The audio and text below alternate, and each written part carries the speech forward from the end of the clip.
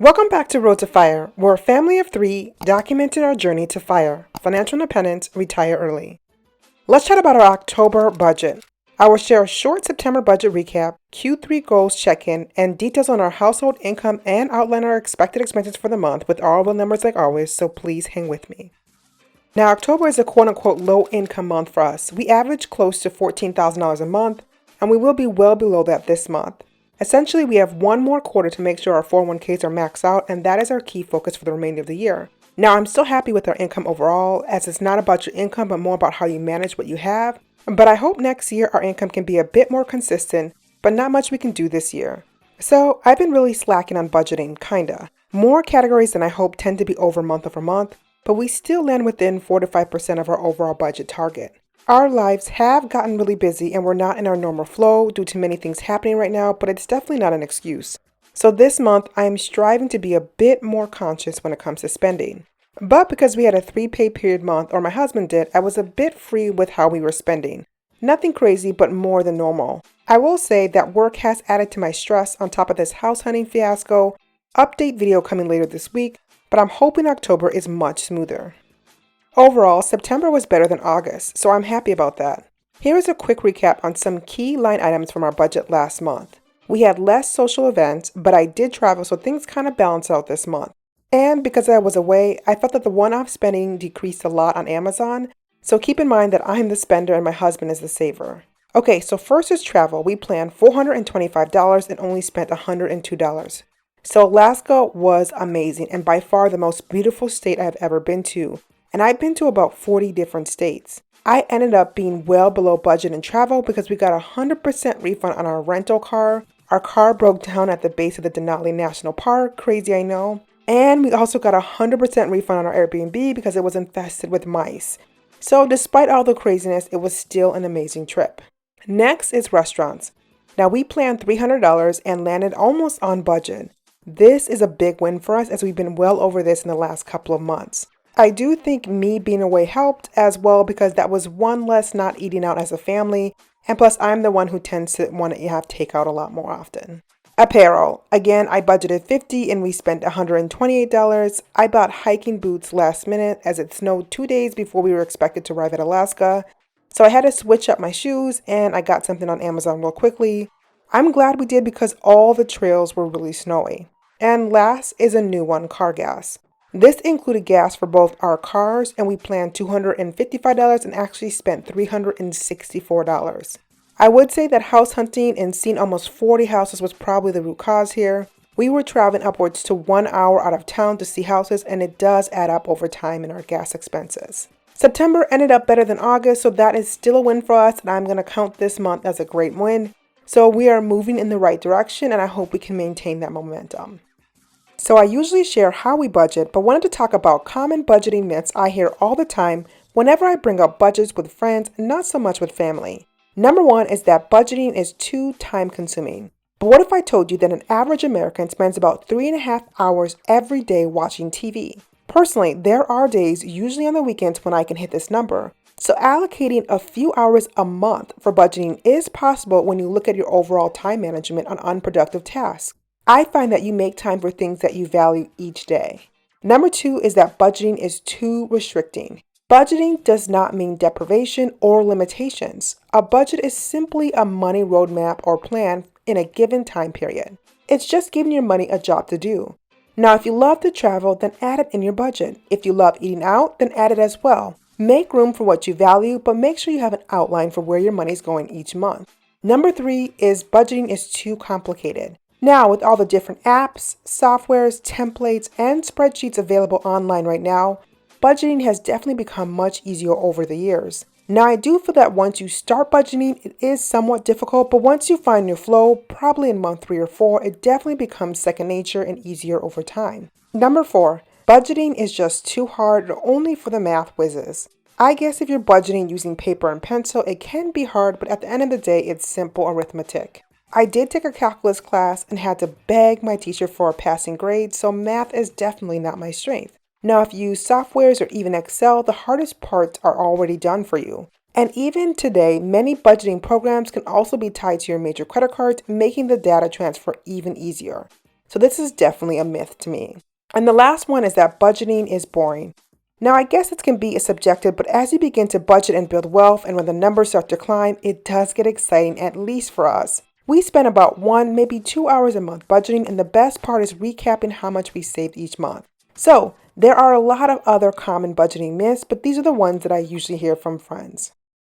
Do you have a monthly income target? This year has been all over the place, but next year things should be more balanced and consistent month to month, especially as we settle down in our primary home and hopefully have a cash flowing duplex. Each month, I would like our income to be at least $14,000 after taxes, and I'm targeting $15,000 monthly next year.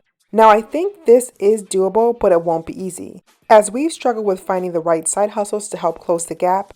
But I think both my husband and I are due for raises that will help us get there. But I don't like relying on our W-2s, but we are fortunate to have good, stable jobs.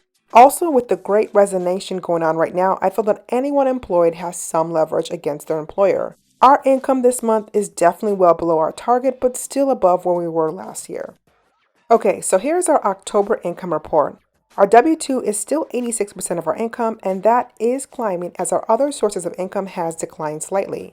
Now, I've been so busy that our side hustling has definitely taken a back seat. But once we rent out our current unit, I expect our passive income to grow by at least $1,600.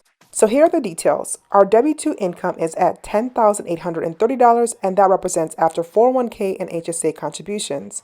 This is a $2,100 decrease from last month by design, as last month was a 3 pay period month. We have no planned bonuses this month, but expect some in December, so fingers crossed on this line item. Passive income for this month includes YouTube income from September, our rental income, and a few other small sources. This month it's expected to be around $1,725. The decline month over month is driven by lower YouTube income, as I posted maybe 4 or 5 videos last month, which is lower than my average of about 8 a month. I hope to get more content up in October, but just things are really busy for me overall. And side hustle income is at an even $100, and then we have $167 from the childcare tax that started in July. So our total expected income for October will be $12,822, which is lower than our target, but still a solid income and definitely higher than last year. For those who own duplexes or have rental income, do you separate your personal income from your rental income when budgeting? I'm trying to figure out how I approach things moving forward in the next couple of months.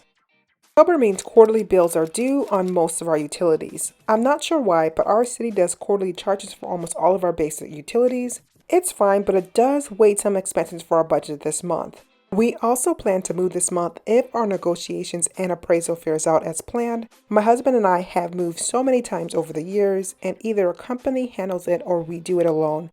And this time in our 30s, our backs are definitely telling us we need professional help, so we will be using our savings to help cover that cost as well.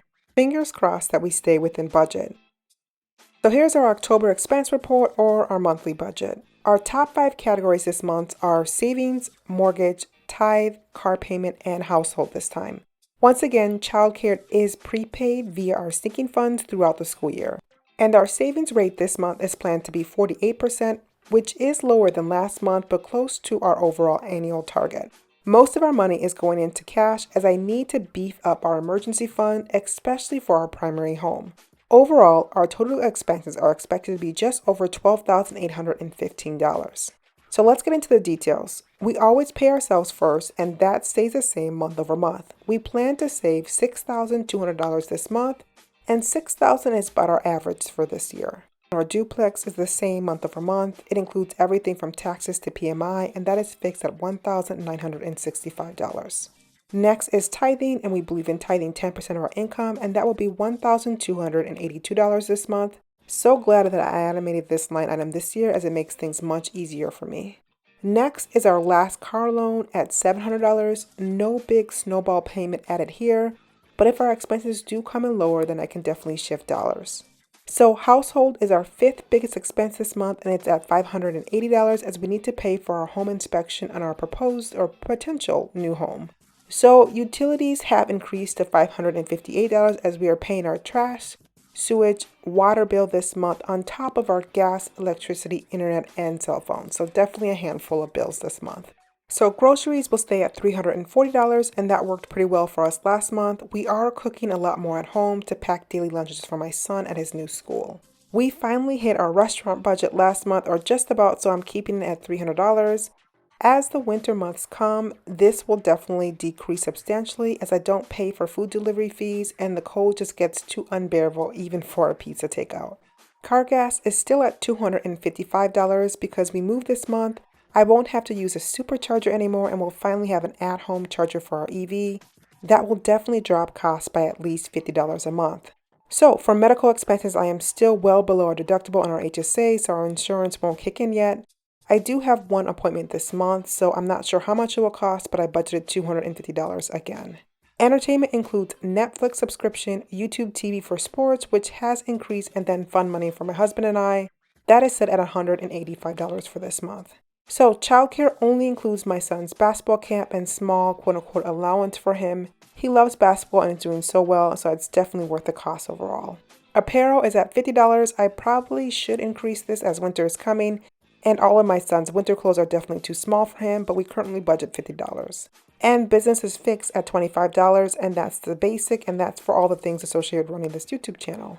Total expenses for October is $12,815. I left almost no buffer as most of our variable expenses are overestimated, so I'm not worried about it, at least for right now. Our 2021 financial goals through Q3. I can't believe it's already the start of Q4. All data is through September, so it does not include our numbers in our October budget, which I just reviewed. Now, if we were on track on all of our goals, everything should be at about the 75% line, but as you can see, we are behind on 2 goals and close on 3. When we made these goals, we knew they would be stretched, so ending near or at the 75% is still a win for us, but we have one more quarter to go and I'm not giving up yet. First goal is to max out both 401ks. As of right now, we are at 71.2% of the goal, which is slightly behind. Now, I adjusted my husband's numbers again. Maybe my math is off, but I think we're right on right now.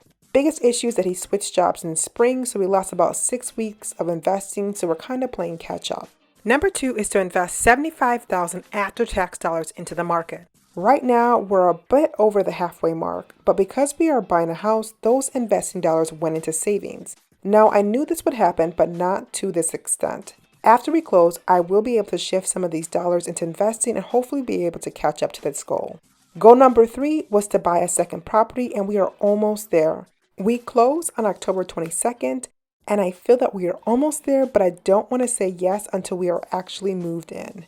Number 4 was a stretch goal, and as of right now, we've brought in about $7,000 in side hustle income. That is lower than where we need to be, but better than I expected at this time. I'm just happy to see that this number is bigger than 0. And the last goal is getting our net worth over $495,000. The market took a slight decline last month, so it did shift our numbers down a bit from where we were expected to be. But when we close on this new home, and if it appraises as we expected, we should get some quote-unquote instant equity to add into this number. The great thing is that we are buying on the downturn of our market, so it shouldn't be too inflated, at least in my state. Now, if I had to sum up my feelings, I would say we will hit 3 out of 5 of our goals and hoping that we can at least get to the 70 mark on the other 2 remaining goals. Now, I didn't expect us to hit all of our goals, but I'm still happy with our overall progress. Next year will definitely be better though. So is anyone else house hunting right now? I would love to hear how it's going for you. Things have slowed down a lot in our market, and that is mainly for 2 reasons. Demand have decreased and winter is coming. Most people who are trying to sell their home want to be out by December when moving becomes unbearable in the cold. Also, I see that there are a lot of new construction buyers who can't move in until December or January when their homes are done, which is also causing a shift in our market. That's great for us, but didn't make the process any easier. We are really happy we found a place we love that hits most of our wish list items for the time being. This isn't our dream home or our forever home. Our dream home is off the coast of southern Spain or in Lamu, Kenya, but we are happy with where we are right now. I would say this is our first single family home that we are buying, and the maintenance needs seems to be endless. I almost wanted to find an apartment and quit this overall journey, but I know it'll be worth it in the end. So, if you made it this far, thank you so much for watching, but don't forget to like, comment, and subscribe below. Until next time.